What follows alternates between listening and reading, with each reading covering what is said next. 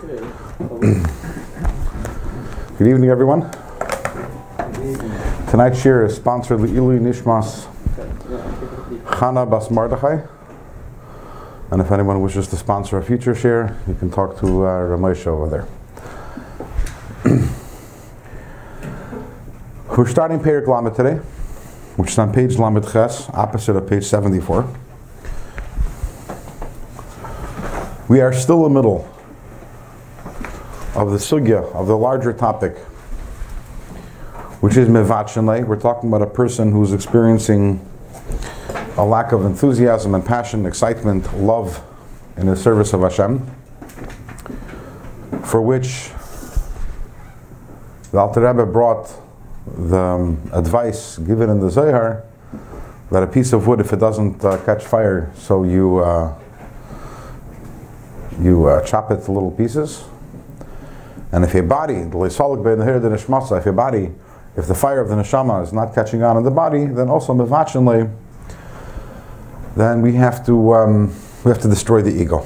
The reason why that the passion, the fire of the neshama is not catching on is because the ego is too strong. So we spent one perek, last perek, chapter 30, talking about how to crush one's ego, different meditations, different thoughts. 29. The last perek was 29, right? Sorry. Different thoughts about how lowly one is and how distant from Hashem we are. And these thoughts ultimately are supposed to lead a person to a feeling of humility, the shattering of the ego, which allows the light of the neshama to take hold. There's one problem with the theory. Which Alter Rebbe is talking in chapter 29. If I'm to think into how lowly I am, but why am I lowly? I'm lowly because, as we explained in last perek, because essentially the human condition is a lowly condition. Therefore, regardless of what I've done, even if I've only done mitzvahs and never done an avera, by definition of the fact that I'm a human being who has enough shabahamis, I'm already distant from Hashem, I'm already a lowly and despicable being. By the mere fact that I even desire to do something different than what Hashem wants, even if I never actualize those desires. Okay, so that is a humbling thought. The problem is that, okay, so I'm pretty lowly, but so is everyone else. It's not a deterrent at all. You know, they say, what? Not a deterrent. So if you want. They say, tzara serabim chatzi nachama. Yeah. Which is that misery likes company. Misery likes company, right? Or it's more accurate, a communal tzara. That already is. If you're not alone in the boat that's sinking, it's pretty bad. But it's not as bad as being alone. So yeah, I'm a very lowly being. But how hard will that be for my ego to swallow? How humbling will that be? If the next thought I think to myself is, okay, but I'm surrounded by another 18 million Jews who share my condition, 7 billion people who share my condition. So it's just, it's sad. But this is part of just like I'm not going to be upset over the fact that I don't have wings, I can't fly. I'm not upset that I'm not clairvoyant. So I'm lowly, but that's just by virtue of the fact that I'm human. So therefore, the Alter Rebbe does not suffice with chapter 29, and now we're going to move on to chapter 30. And by the time we finish chapter 30, you're going to realize not only are you lowly by virtue of the fact that you're a human being and they have enough shabahamis, which means that you're so distant from Hashem, but in fact, you happen to be the lowest human being that there is. Individually? Individually. You're laughing. It's funny, right? You're the lowest. Wait till the end. What? You're the lowest of all the other people. Yeah, but why is that so funny? Because it's funny because I guess factually, maybe that's the view you have to have, but factually doesn't make any sense. If we're going to fight for the lowest place, me and Reuven, I'm the lowest. No, I'm the lowest. If I'm the lowest, how could he be the lowest at the same time? It's kind of funny. But maybe it's the view we have to have. Okay, so your problem is that the math doesn't work out. That I can't tell every single person over here. Okay, but other than the math, are you good with the idea? I get it. I get that it's a view that maybe would help you bring to humility. No, You're avoiding my question. Can you accept that you're the lowest human being that there is? No. No one don't believe that. Why don't you accept It's not that? believable. Why don't you accept that? Ish Moshe Unaf Makaludim said last week, no? What? Ish Moshe Unaf Makaludim said last week in the Bible. Yeah, but you have to be a Talmud Chacham. You have to be like Moshe. You have to be Moshe. That's what it could be. I'm asking why. I want a logical response. You have to be a Chacham. You have to understand. And Amoritz. Ruvain, why can't you accept that you're the lowest being out there? Because everyone has an ego, has self-image. That's why. Only Because of your ego? In other words, it's illogical. It's only due to your ego? They were lower human beings than me. They There we were go. criminals in jail. They were That's what I was waiting for. In other words, you're coming with a math issue. There's a much bigger issue than the math issue, which is that there are, it seems that we don't have to, you have to maybe look in jails to find someone who's lower than you. I don't have to go to jails. I have co-workers, I have family members. I don't have, right? So I'm not the lowest person, but let's look inside. Yeah. Perik Lamed. See what's this?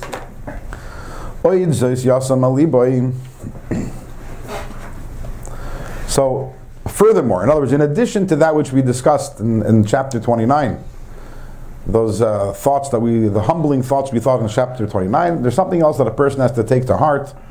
L'kayem maimer azal, to fulfill that which our sages say. V'havei shfal ruach b'fnei kol adam. It's in Pirkei Avos. I think a Perik Aleph, if I remember correctly, maybe Perik Beis. Be humble before every single person.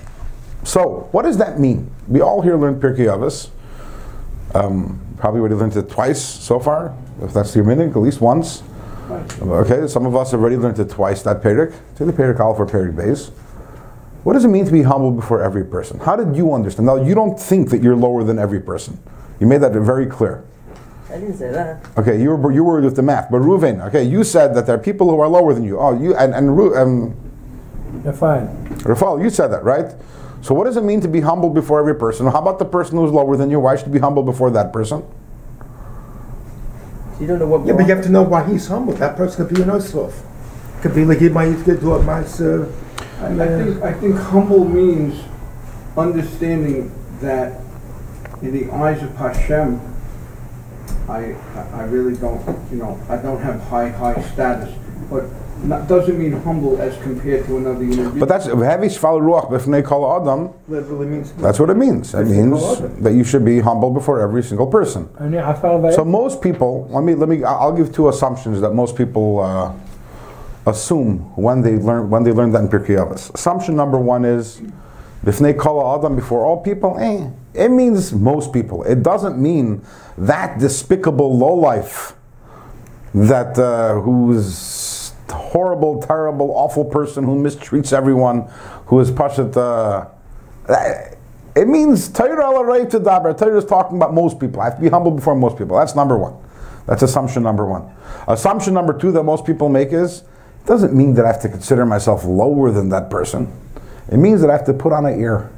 What? Put on an ear. In other words, I have to behave in a certain way, that even if a person is lower than me, I'm not supposed to act in an arrogant way before that person. I'm not supposed to, be self-righteous, but I'm supposed to act as if I'm humble before him.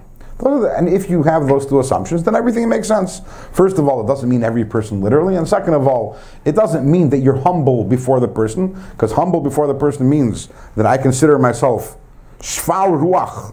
I consider myself lower. It means it's a behavior. And the Alter Rebbe will negate both of those. Inside. V'havei be'emes la'amitoy. No. It means you have to be, in truth, in other words, be humble and consider yourself lower. And b'fnei kol ha'adam mamash, literally before every single person. Forget about your co-workers and forget about your family. Yes, even those people we were talking about, those criminals in the jail. Okay, think about the most despicable person that you can think of. That is the person before whom you have to be humble, and that is the person whom you have to consider yourself to be your superior. How's that possible? Sorry? Needs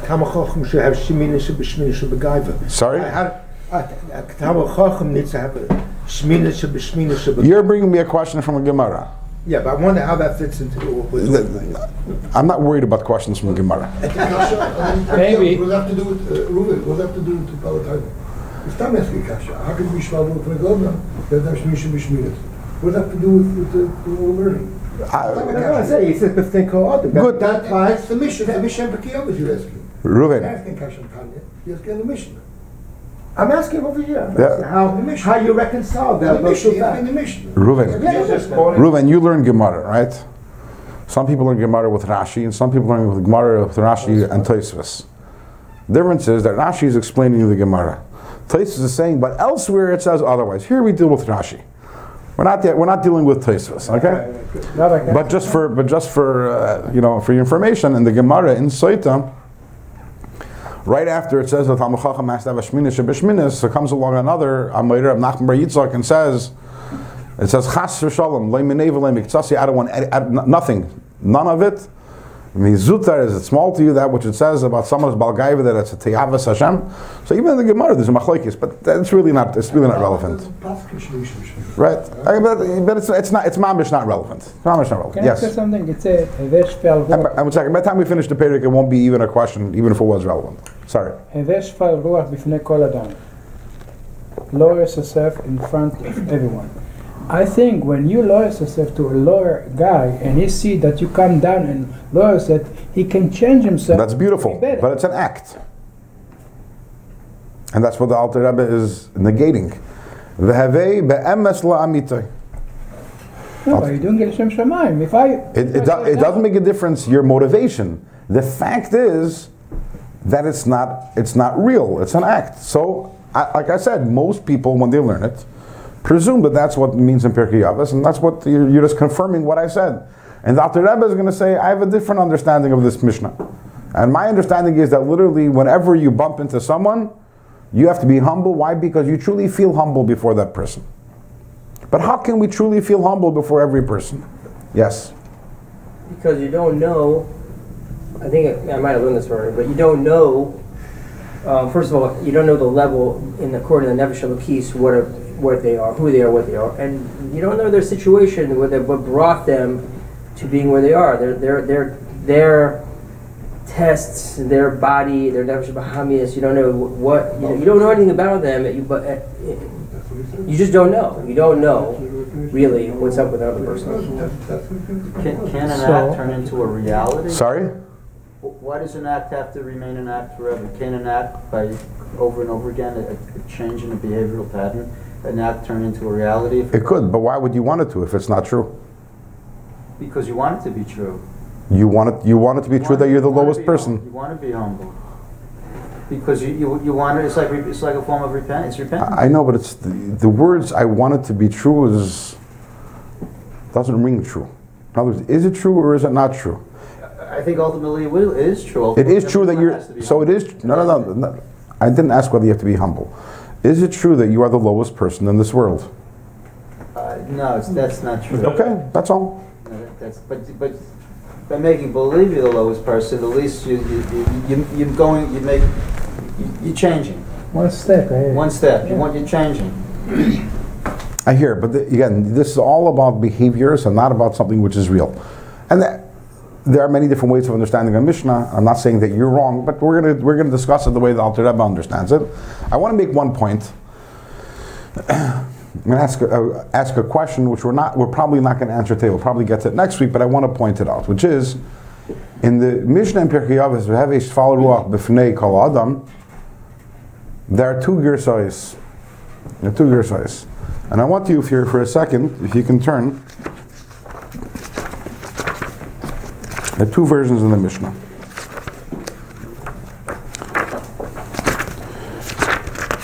If you could turn to page 270.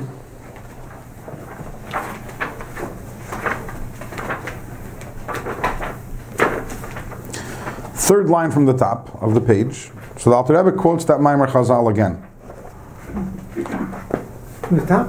3 lines from the top of page 270, yeah. But find the difference. Ha'adam ta'adam. Right, so here by us it says Havish follow up if call ha'adam, and later he writes Havish follow up if call adam. Now the truth is that if you look in the Mishnayos, you'll see there are two different versions. Sometimes it says kol ha'adam and sometimes it says adam. And most of us wouldn't give it 2 moments of thought. What's the difference? Ha'adam, adam, same idea, right? What does the A do for it?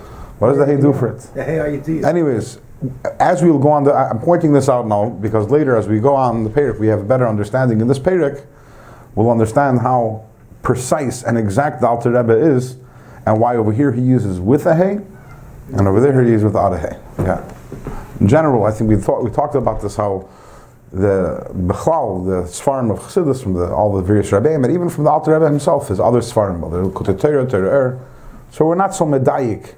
We're not so medayik we're not so careful in every letter and every word. The main thing is the concept behind it.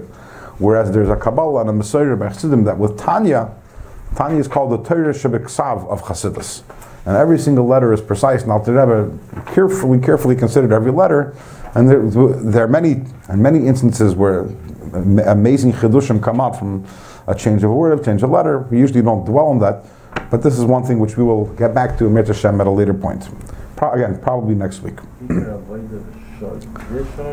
Right. 6 weeks they spent. Right. I think we said this story over in the past. That Rebbe spent 6 weeks on one letter with a one vav, or isa chibur, whether to put it in or not. Yeah. So, what's your name? First name? David. David.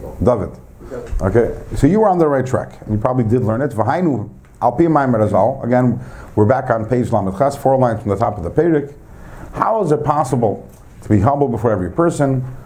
And that is based on that which Chazal tell us. Al tadines chavercha ad shetagi alam koimei. Do not judge your fellow until you reach his place. Which, by the way, will never happen. I'm wondering about that. What? I was wondering about that. Do you ever reach someone's place? No. You don't ever reach someone's place. I think from one of the Ger Rabbeim. He says, "Al tadines chavercha ad shetagi alam koimei." Well, the mekoimei al tagia. In other words, in English, there's a saying something. Don't judge another person until you walk the shoe in his miles and lived a day of his life, something of that sort. Walk a mile in his shoes. A mile in his shoes and live the day of his life. That's yeah. So this is really from Pirkei Avos. You cannot judge your fellow until you are in his position. So in other words, the key, how is it possible to be humble before every person? The key to humility is non-judgmentalism. It's not being judgmental. Do not judge your fellow. What does judge mean? Condescend. Do not condescend another person until you've been in this place. Because it is very likely that the reason why this person is doing an Aveira is because of his place. This is a person whose job requires him to be in the marketplace all day. And to be from the corner dwellers. People in that old times, I guess, people just stand around on the corners. That's this person's job. He's out in the street the whole day. And his eyes see all the taivas. And the eye sees valiv choymid, and the heart desires. The yitzrei boyer, and his yitzhahara is burning kitaner boyer ameoifa, like a blazing oven of a baker. As Yeshaya says, "Hu boyer keish l'havi," is burning like a blazing fire of a gomer. As opposed to someone who goes only a little in the marketplace, most of his day sits in his home, so he's not in that same place. So how can he judge his fellow who is faced by all the temptations of the world?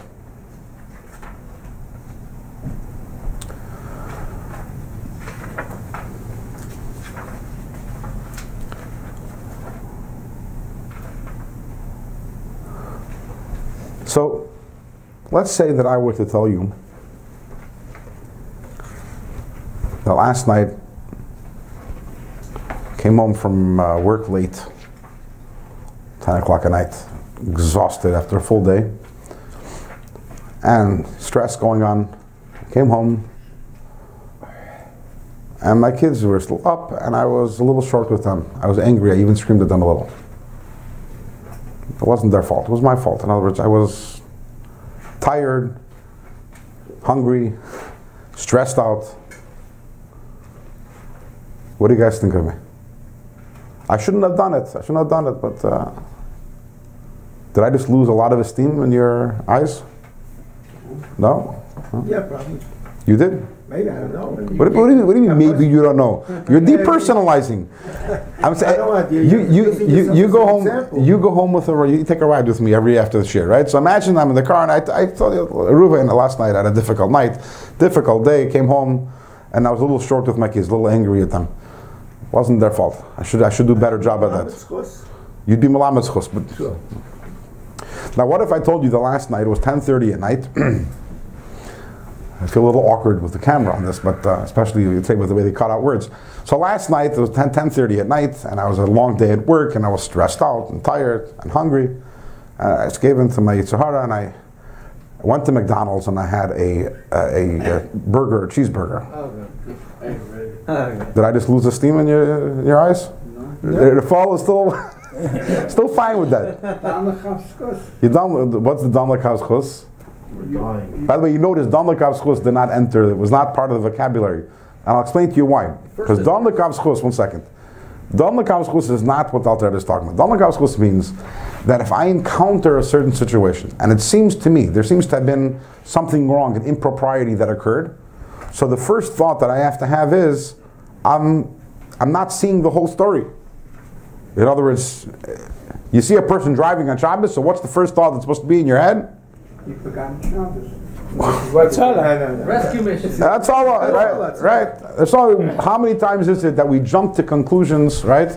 Or even not, that we get angry over something, okay, your wife is late, and yeah, and then 15 minutes later she comes and basically something happened to one of the kids. Totally, in other words, so Dam L'Kav Schus means that during the 15 minutes, while you're going crazy, you're thinking to yourself, probably there's a good reason. That's Dam L'Kav Schus.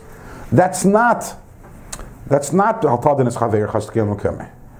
Al-Tadin Chaver Chastagil Mekame means I know what the person has done. I've done my investigation. I've done my due diligence. The person is guilty, and still I can't judge the person, which is very different. Mm-hmm. So Dam L'Kav Schus is step one. And whenever you see something wrong, the first thing you have to ask yourself is, do I have all the information? Maybe b'chlal nothing wrong happened. Maybe the person is doing everything right. That's step one. What if afterwards your wife comes and you find out, no, I was doing nothing. Forgot about the time. What? And you know what? I couldn't be bothered to come to be here on time because I was busy doing something very important. I was talking to my friend. Okay. So and it was nothing important. So then you have to kick in the second gear. Then you say Al-Tadin es Chavercha. But the idea of Al-Tadin es Chavercha is only once it's been established that something wrong happened. And still, you can't judge, you can't condescend. But Dam L'Kav Schus, if I tell you I had a cheeseburger last night, there's no Dam L'Kav Schus. What's Dam L'Kav Schus? How do I know all the facts? How can I? I'm telling you, there's no mitigating facts. Other than the fact that I was tired and stressed out and hungry. Those are the only facts that are relevant to the fact that I went to McDonald's. I have to speak to Moshe about the video for this one. So, did I lose esteem in your eyes for that? Here's my question. I did. You're just being foolish. My question to you is, why is it that if I get angry, everyone's fine with it more or less, but if I eat a cheeseburger, no one would come to my shiur next week if that were true. But for anger, everyone's fine. The first one bothered me, frankly. It wouldn't bother you? The first one bothers me. You yell at your kids, and the cheeseburger didn't bother you? It doesn't bother me now. That I'm much more disheartened by the first one, and the second one is not my business. The first one, it seems like that's the problem. Here. Anyone have a counter position on that? What? Whether I come or don't. But 1 second, anger is also an avir. To me, it's more severe. The anger we understand is a normal reaction. I don't say that. I say differently. Even a cheeseburger is a avir lahachis. There we go. It's lahachis? What? I didn't say it was lahachis. Well, I was hungry. You had a day off on you. You had a tiger, okay, you had a You had a day off on you. Yeah, but it was You didn't hurt. You only hurt yourself. You didn't hurt the kids. Okay, you definitely have a different. Yeah, sure. I can give you another example. Let's say that instead of coming home and screaming at my kids, I came home and I hit my wife. Just as bad. Just as bad as getting angry at my kids? Yeah. You're living in La La Land. Okay. The point I'm making over here is, and what you said, Rabbi Naftali, what you said is, hit it on the target. There's certain things that all of us, we say that's a normal reaction. I don't know where you come from, but everyone else over here who has kids knows that it's something that we all struggle with, and unfortunately, it happens. Once in a while. It happens. It happens. It happens to the best of us. I think, if I remember correctly, you have one kid very young, right? Get back to me. Get back to me in 10 years from now, okay? Right? On the other hand, eating a cheeseburger is not something which is considered a normal reaction, and most of us don't even struggle with that, right? We don't struggle with that. Same thing as Chas v'Shalom, hitting a spouse is something also which considered well beyond the pale, and the main thing is we don't struggle with it. So when we're judging someone else's action, we're not really judging the severity of the action. Because in terms of severity, I can make an argument that anger, like you said, toxic, terrible. How many Mamari Chazal are there? It says, Kol HaKoyes Kilu Oiv Avodah Zarah, right? I haven't seen where it says that someone who eats a cheeseburger, it's like Avodah Zarah, but it says someone who gets angry, it's like Avodah Zarah. So who's to say that eating a cheeseburger is any lesser of a sin? So why don't we judge the person for the anger? It's not because of an objective evaluation of the sin. It's because what we're busy doing the entire time is projecting our struggles on other people. If I struggle with something, I'm not going to judge you for having that struggle too. If I don't struggle with something, then how dare you do that? The root of it all. What? That's the root of it. That's the very root of al-tadim. We're talking about judging other people. What does it mean to judge another person? We're not talking about, your honor who's sitting on the bench and has to issue a verdict. We're not talking about that. We're not talking about judging an action. We're talking about when you condescend a person. At the root of every time you condescend, at the root of every time you judge someone, at the root of every time when you're self-righteous, is the notion, how could you? I would never.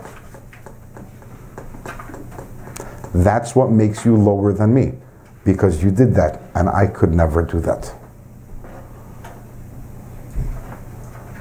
That is at the root of every judgment. The problem with that is that it is dishonest. I didn't say it's bad midos, it's dishonest. Because you're saying, how could you? I would never. What you're saying is that if last night I would have been in your body, I wouldn't have done that which you did. Really? How do you know that? If you'd have had my struggle, you know you'd have been victorious. You don't have that struggle. That's the beauty of judging. It's the cheapest way to get a thrill and to become self-righteous, and the cheapest and shallowest ego boost. I'm great because I'm greater than you, because you did something wrong. And I wouldn't have done it. How do you know you wouldn't have done it? Let me ask you a question. Do you struggle in certain areas in your life? Definitely. How do you do in your struggles? Do you have a 100% track record? But what? Of success. Do you have a... No, you don't. You don't. Okay. Very bad. So in your areas of struggle, you don't have a 100% successful track record, right? Fall down many. All right. So that person is struggling. It just so happens that through no fault of his own, his struggles are in a different area than yours. He didn't choose his struggles. Who gave him his struggles? Hashem gave him his struggles. No one chooses to struggle. So he also doesn't have a perfect track record. That makes you better than him? Where do you get this? That criminal sitting in jail, what makes you better than him? You never had that person's struggles. I'll give you a simple proof. When you hear that someone killed someone, You're like, oh, it's the worst thing in the world. Did you ever have a desire to kill someone? Okay, I don't mean it that way. But did it ever happen that your hand was on the trigger and you had to fight yourself? Never happened. For 95% of us, it doesn't happen. That person who's sitting in jail did have that struggle. What's the proof that he had the struggle? That he did it, right? He did it. So what makes you better than that person? That Hashem didn't give you that struggle? That's what makes you a better person?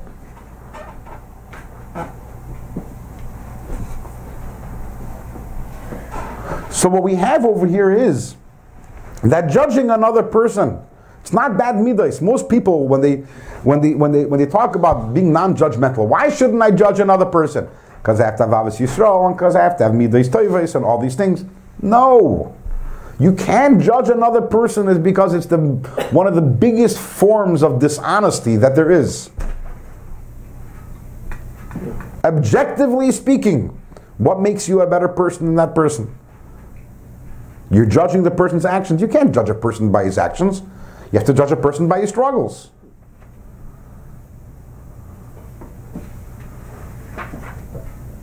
You can't judge a person by... Let me illustrate that point. Okay, so I tell you, there's this lady I know, okay? Doesn't keep anything of Yiddishkeit whatsoever. There's two things. She lights candles every Friday night. She fasts every Yom Kippur. What's your opinion on her?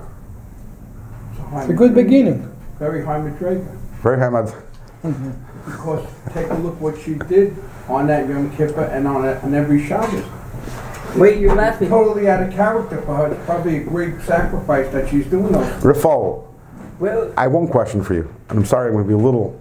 I want you to match up this attitude that you have with the email that you sent me today. And tell me if there's consistency there. Which you mean? Go look back at the emails, okay? Because it's easy to sit in my class and to shoot off and sound like a big tzaddik. We're talking about reality over here. And I'm telling you, if you go look back at the emails you sent me, with either today or yesterday, you'll see exactly what I'm talking about. We'll stop over there, right? Yeah.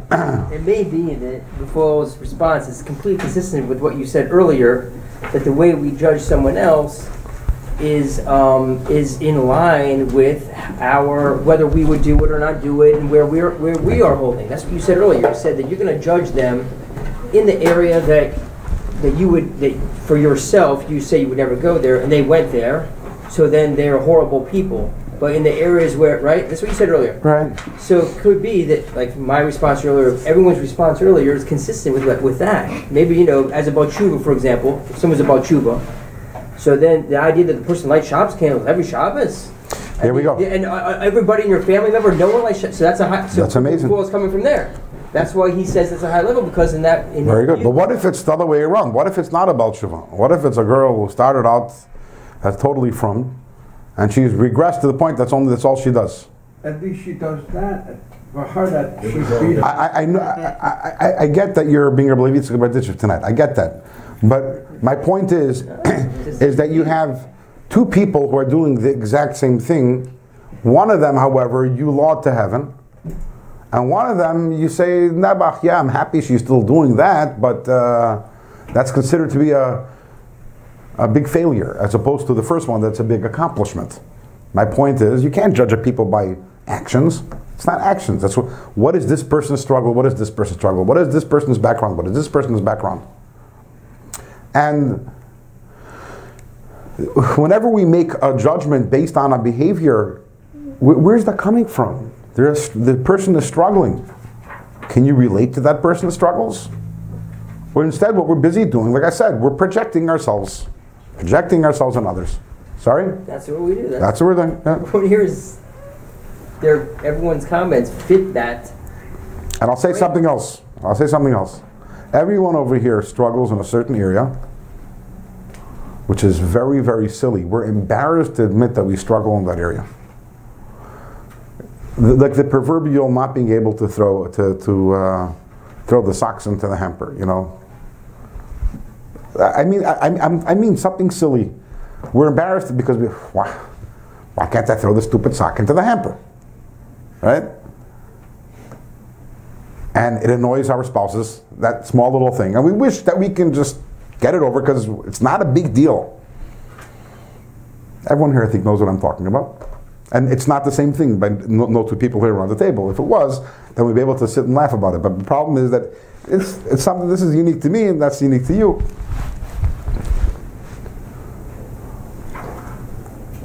But it might be silly, but that's my struggle. But I'm scared that if I tell you about my struggle, you'll be like, throw this stupid sock in that, really? It's not a big deal. You're struggling in that area? And I'm talking about something silly and stupid and easy. You all know what I'm talking about, right? Because and if I were to tell it to you, or if you were to go and tell someone else, your chavrusa, I struggle in this area. It's hard for me. You struggle in that area? And that's why we don't tell anyone. Why? But when your chavrusa tells you you struggle in that area, he's projecting himself onto you. He's saying, for me, it's easy. How dare you fail in that area if it's easy for me? Like he just judged you. Because he's saying, how dare you fail in an area which is easy for me? And since you fail in an area which is easy for me, I'm better than you. Maybe Lex. You're going to turn around to him and say, 1 second, but you fail in another area, which is... and that's what we busy doing a whole day. We're judging people because we're projecting ourselves. Al-Tadinus Chaveircha means you can't judge a person until you are in that person's shoes. It doesn't make a difference who. As Dr. Rebbe says, Afilu bifnei kal shebekalim, even before the lowest of lowlifes.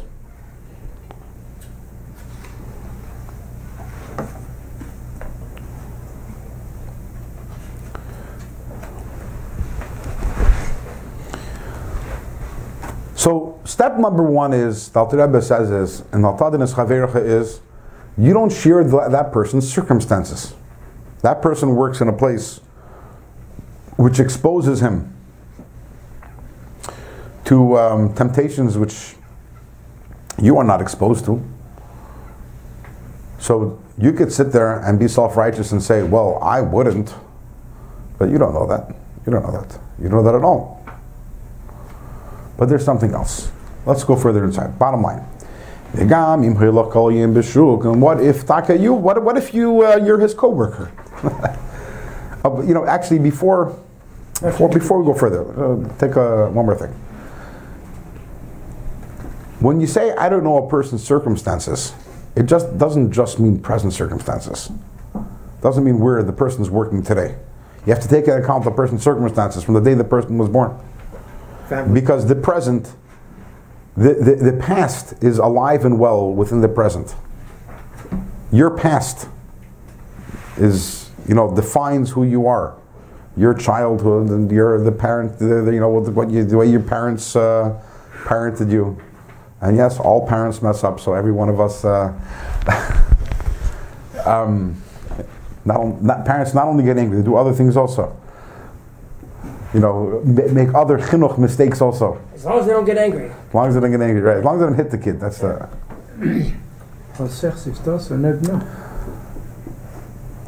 And there's so many different environmental factors that a person is exposed to from... So until you have been exposed to everything that person's been exposed to, not just now, but until you've lived the life, that person's life, until you've lived a day in the person's life, yeah, but that day in the person's life, it's not just, okay, so I'll go to the same shul and daven as him in the morning, then I'll go do his job, and then I'll go home to his house and I'll have supper with his wife, and then I've lived a day in his life, and then suddenly I can judge him. No. That person's past 30 years is still alive and well within him. And if you want to live, you want to sit in his place, you got to also, all the baggage that he's carrying, that also is part of it. Which is why we said before, you'll never be able to be in his place. It's not a matter of the physical location or the circumstances of today. There's a person that's a whole... Okay. But what if, Taka, you have the same job? So therefore you're exposed to the same temptations. It's very possible that you are not as passionate by nature. Passionate maybe is not the best word. Mechuma means heated. Wired. What? Wired? Yeah, heated with tivus. You don't have a yitzhahara that says, You're clear. Yeah. Ki ein ha-yetzer shava b'chol nefesh. The Yetzer Hara is not the same by every person. Yesh yitzrei chulu k'bishnis bar makamacher. Everyone has a different Yetzer Hara. You don't know your friend's Yetzer Hara. You don't know. So you can't judge. You can't judge your friend because you don't know the struggles the person has. And therefore, when you judge the person, which by definition is saying, how could you? I wouldn't. So that's a lie. You don't know he wouldn't. You have no way of knowing that you wouldn't. If anything, your track record and in your struggles, if that's an indication of anything, it probably tells you that you would. Right? This week's parsha, we have the story of the Meraglim. So these 10 Meraglim, we spoke about this last week. It seems incomprehensible. Not only incomprehensible that these 10 people, which as Rashi says in the beginning of this week's parsha, that right? Moshe handpicked these people because they were great people. They're the top, the cream of the crop, right? How could they have this foolishness of coming back and saying that Hashem can't conquer the land? And it's not only them, but then you have 600,000 Yidden that join the chorus. And sometimes we are guilty of judging people, not only our friends and our colleagues and our family, but intergenerationally also. We look in the Chumash, we look in Tanakh, we read stories, and we say, how could you? I wouldn't. We condescend. And it all starts with Adam and Chava. Hashem puts them into Gan Eden. Paradise. They're surrounded by paradise. The delicacies of the world surround them. They have everything they want and everything they need. There is no stress, there's no anxiety. Forget about, they're in Gan Eden. Right? They don't need jobs, they don't need there's no peer pressure. There is, as they say, they say that Adam Rishon, why did he live 930 years? Because he didn't have a mother-in-law. Okay, they didn't have any in-laws, nothing. Everything is idyllic and perfect. And the only thing is that Hashem tells them, I have one small mitzvah or aveira for you. And that is, for a few hours, it's not even permanent, for a few hours, from now till Shabbos starts, you see that one tree over there? Stay away. Don't eat it. Yeah, and sure enough, exactly what they... Really? I would never do that, Rabbi. You would never... 3 hours? Not to be able to control themselves for 3 hours when they had everything. It's not as if, that they were dying from hunger or thirst. They had everything. They were in Gan Eden. Couldn't control themselves. And then furthermore, we look weiter, we find in the Egel, another story which is so shocking. Bizarre.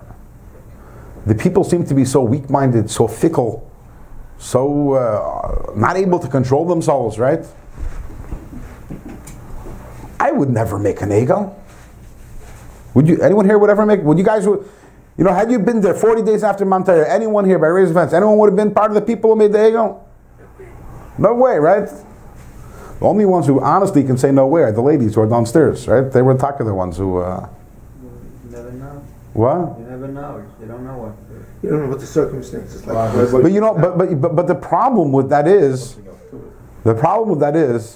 if we all had the strong urge and desire to make an Egel, and we controlled that desire, then we can possibly condescend and judge our ancestors. But anyone here ever had a desire to make an Egel, to make a golden calf and bow down to it? No. So notice what's happening over here. Notice what's happening. We are considering ourselves superior to them. Why?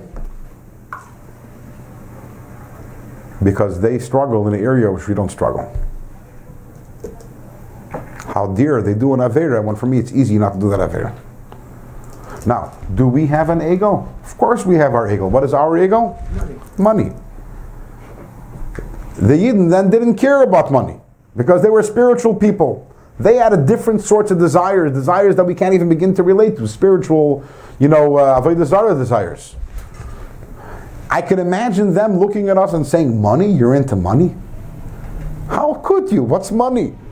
You have a Torah, you have mitzvahs. How in the world, what are you thinking of spending all that hours a day working for $1, the most worthless thing that there is? Yeah, you need a few coins over here and over there to be able to have bread on your table. So they're condescending us, we're condescending them, and what's the problem? What's the bottom line?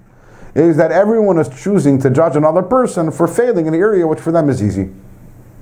Which as I mentioned earlier is the height of hypocrisy. We can't judge the Meraglim because we don't know what was driving them. We don't know what the struggles they were dealing with. We can't judge the people who made the Eglah because we can't even begin to relate to what was going on. We can't judge Adam and Chava because, as it says, because Adam and Chava had exactly one Avera, so the entire forces of Klippa in the cosmos was devoted to these two people doing that one Avera. Can you imagine that? The entire force, forget about your Yetzer Hara, the entire force of Klippa from the whole cosmos was busy trying to push them into it. So we can't relate to why it was a struggle, but they struggled. It doesn't make sense.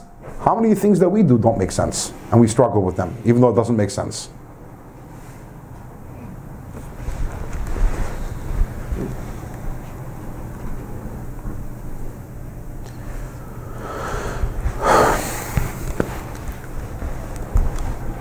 So the first thing we have to do is we have to get rid of judgmentalism. We have no right to be judgmental over any person in this universe. It doesn't make a difference what this person has done. We are not superior to them because of that. What we should be is thankful to Hashem that He didn't give us those struggles. We don't have those struggles. Our struggles, Baruch Hashem, are in an easier area. Let's talk about the Adam and Ha-Adam for a moment. I thought we wouldn't get to the table of Pale, we have time for it today.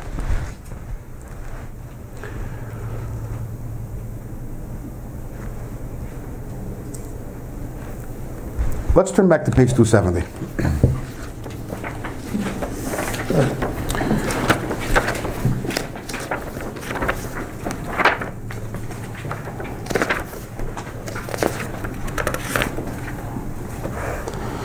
Dr. Rebbe says,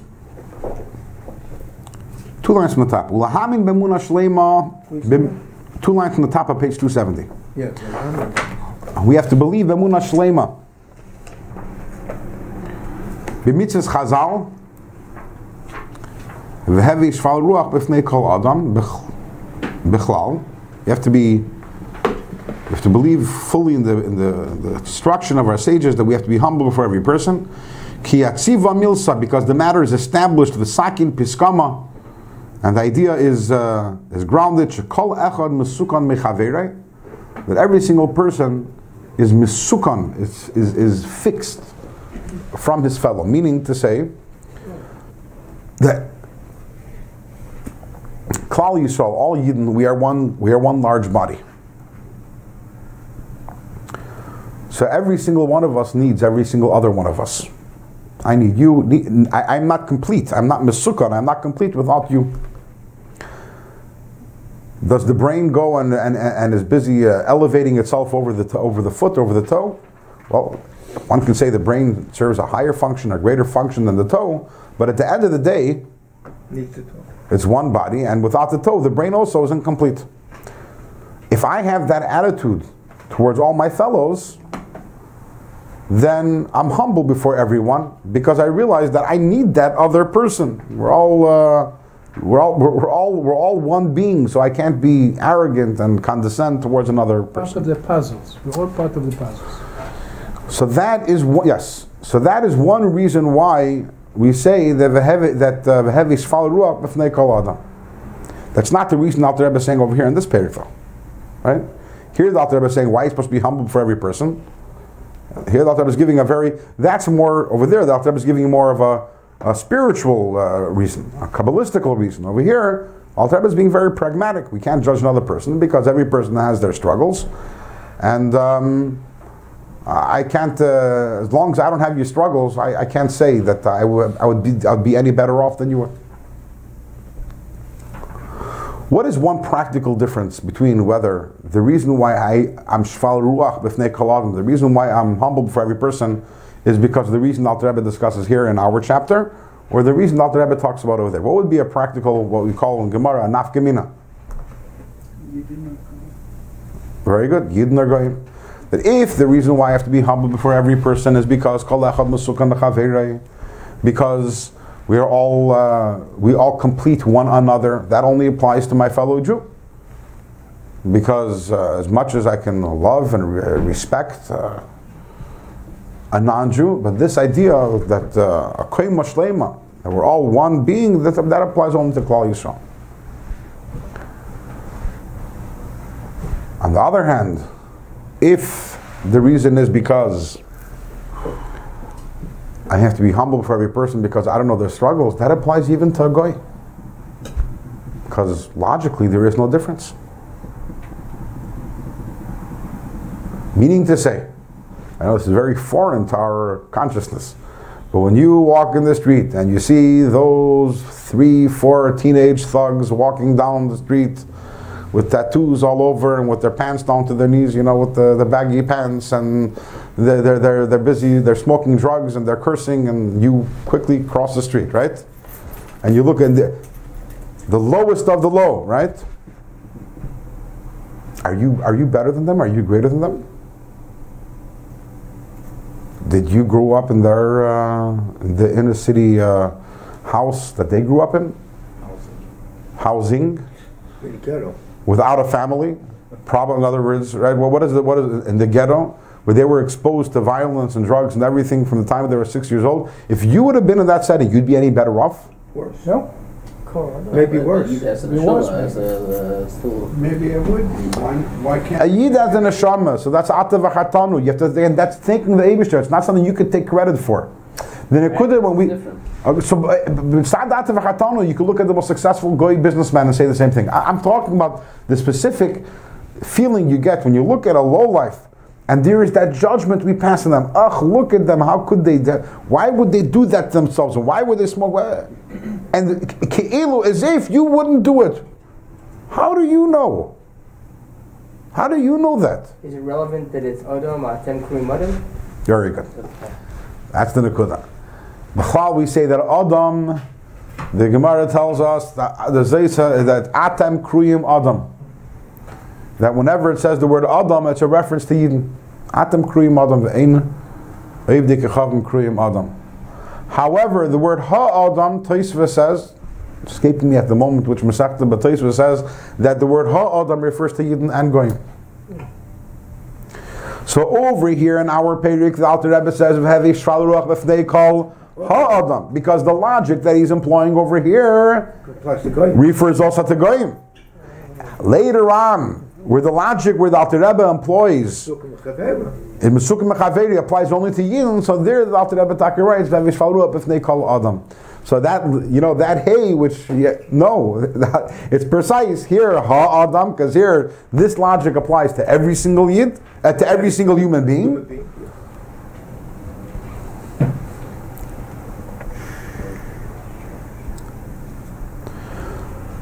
So we said that we're not doing anyone a favor by not judging them.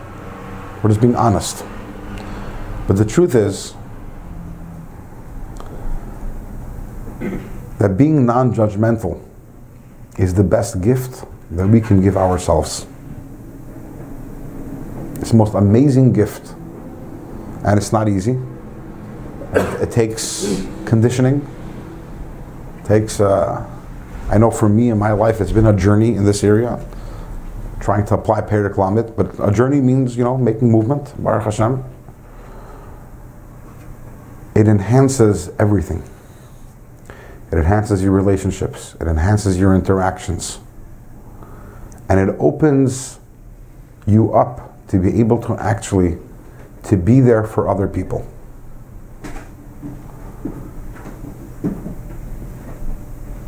Who are the people who we appreciate, and the people who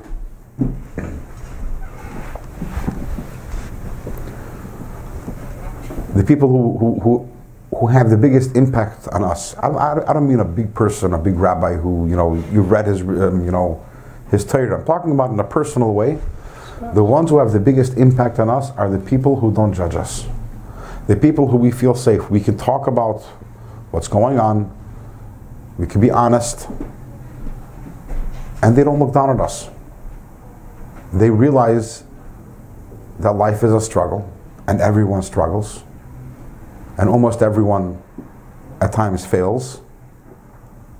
And that's part of the human condition. And the fact that you may struggle in a way that's different than my struggle doesn't make you a lower or worse person. On the other hand, when we do judge people, what we do is we create a barrier. And this is true in general, it's especially true about parents with their children. That when we judge people, especially as in kids, teenagers, so then they close up, they clam up. Okay, so you don't get me. You don't get me. They don't open up to you. What? They don't open up to you. They want to discuss their problem. A, they don't know up to you, and B, you can't help them, you can't influence them. The only way that you can help a person, when you see a person that has a problem and a struggle, if you judge the person, you put up a wall. If you're understanding of the person, and if you implement what he's saying over here and realizing you're not a better person than that person by virtue of the fact that you don't have that struggle, then you leave the door open and there is the ability to be able to influence and to help that person. As a parent, for example, the worst words you can ever tell your kids, the worst, that's a superlative. One of the worst things that you can tell your kids is, how could you have done that? Think about the implication of those words. You see your kid, why would you do that? How could you do that? The The judgmentalism is dripping out of those words. What is how could you? How could you means it's inconceivable that you should do it. I would never do it. How could you? What do you mean, how could I? I have a Yitzhahara. What is the way to talk about it? I see that you did it. That's not the way we do things. You probably also realize that's not the way to do things. I'm sure that's not easy for you. You're having a struggle. Any way I can help you? Is there any strategies that we can work out to try to help you overcome this? Recognize there's a reason why the person did it. The same reason why you do the things that you do wrong. Just they might be in a different area. Probably also because you're a lot older, more mature. Yeah. Right? But the moment that you come along and you say, how could you? What you did was, boom. You just put up that wall. The kid says, if my parent says, how could I? Basically, just judge, jury, and executioner. Okay, I'll find someone else who gets me, who understands me. Better parents. Better parents. So again, this is true in all our relationships. In all our relationships. And it has to be with an emes. It has to be with the truth. Because if you're judgmental, people smell it. It's the way you speak, it's the way you react, it's the words that you choose. And we have to train ourselves. Again, it's the gift for ourselves, and it's definitely a gift in our marriages and our relationships, not to judge. We have to understand it's hard. It's hard, you know. A husband gets nervous at his wife because she's late. You know, for Simcha. She's always late, not only once, right? But why is the husband judging, getting nervous? Why? Because the husband has no difficulty in that area, right? Has no difficulty in that area. So how easy is it to find that one? How many areas are there that he finds? And if we can just learn to understand it, this is that person's struggle. And I'm not better because I don't have that struggle. I have to be thankful to Hashem I don't have that struggle. It causes us to have better, more meaningful, more open relationships, and allows us to help the people with their struggles and being able to try to overcome their struggles. I have an answer why it's a